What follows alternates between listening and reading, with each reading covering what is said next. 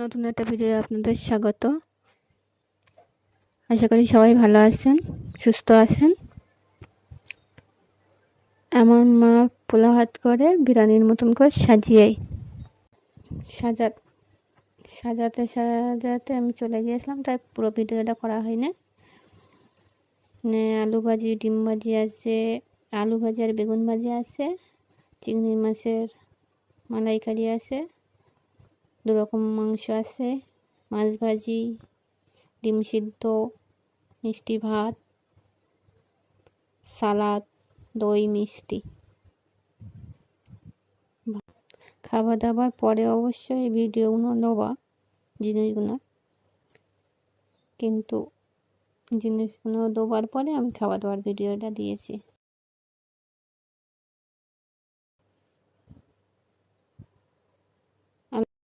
ভালো লাগলে like subscribe করবেন। ভালো থাকবেন, সুস্থ থাকবেন